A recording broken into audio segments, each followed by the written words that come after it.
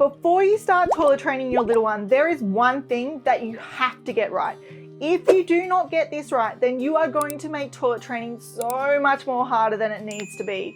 In fact, your child's more likely to be fearful of using the toilet and at high risk of developing chronic constipation, which is definitely something you want to avoid. Now, to avoid this common mistake I see parents making all the time, you only need two things. So in this video, I'm going to cover what these items are so that you don't make this same mistake. But before we get into it, make sure you click on the free PDF document in the description box below, which covers my top toilet training essentials. To successfully use the toilet, your little one needs to feel safe and comfortable. And it's not until they feel safe and comfortable that they are able to relax their muscles, including their pelvic floor muscles, to do a poo or a wee. Now, to ensure that our little ones feel safe on the toilet seat, we need to do two things. The first thing is we need to reduce the overall size of the toilet seat. Adult toilet seats are simply too big. You'll notice that when your little one jumps on an adult toilet seat, they do sink in, and unless they put their hands by their side to prop themselves up, they're going to fall into the toilet bowl. Now, what you will notice is when they put their arms down by their side, they are automatically clenching their thighs and tightening their pelvic floor muscles, which means it is really difficult to do a poo or a wee, and it can actually lead to fissures when they're straining to do a poo, or it can lead to chronic constipation because your little one refuses point blank to sit on the toilet, or just a general fear of the toilet swallowing them. The best way to reduce the overall size of the toilet seat is to use a family style toilet seat. So the beauty of these toilet seats is they replace the existing one that you have on your toilet at home, but they have a child toilet seat which sits inside the lid of the toilet seat, so that when it's not in use, it's an adult toilet seat, but when your little one needs to use the toilet, you just pull down that child toilet seat. I prefer to use the family style toilet seat over the portable reducer rings for a number of reasons. Firstly, the family style toilet seat doesn't pinch the child's bottom when they're sitting on it, which is often the case when they're using a portable reducer ring. I cannot tell you how many children have told me in the past that the reducer ring is pinching their bottom and then they refuse to sit on the toilet.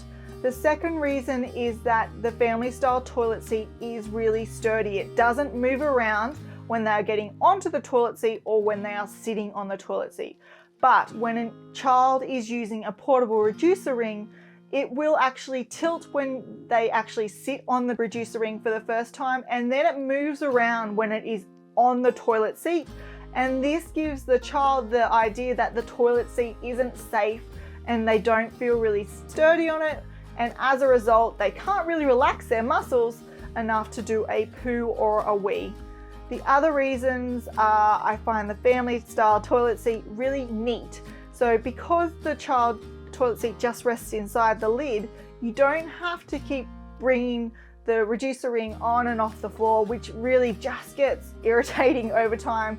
So I like that it just hides inside the lid when it's not in use. And lastly, it's really easy to clean because you just clean it when you're cleaning the toilet seat. So it's not a big deal. It takes the fuss out of that. The second thing that you must do is provide your child with foot support. Now, obviously this is going to make it easier for your child to get on and off the toilet independently, but more importantly, it is going to make sure that your child's knees are higher than their hips, which means that it is going to be easier for them to do a poo. If your child's knees are lower than their hips and they are sitting upright, then the rectum tends to be kinked because there's a muscle that is wrapping around it to keep the poo in. To do a poo, your child needs to have their knees higher than their hips and they need to be leaning forward with their elbows on their legs, because this will relax that muscle and then they'll be able to poo without straining, which will then ensure that they don't develop any fissures or constipation. Now, my preferred foot support for children when they're using the toilet are actually wooden footstools with 2 steps compared to the plastic footstools or those footstools that have a ladder.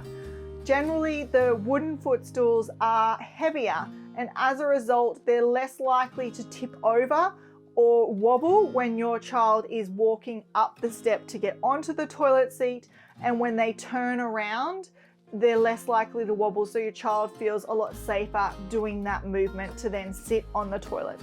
I also like the wooden footrests because they tend to have handles on there which your little one can use to get up onto the toilet, but also when they're sitting on the toilet, they can lean forward and hold those handles to make it easier for you to complete the wiping process, or if they want to hold onto it all for extra stability. But I would generally avoid those ladder type steps on the plastic ones because children will often tell me that they're really unsteady, and if you try and use it yourself, you will see that it wobbles all the time. You wouldn't feel comfortable using it, and neither do children. So those are the 2 items that you need to get right now before you start toilet training your little one, because it will make toilet training so much easier. Make sure you get that free PDF document in the description box below, and I will see you next week where I'll share more parenting tips and tricks.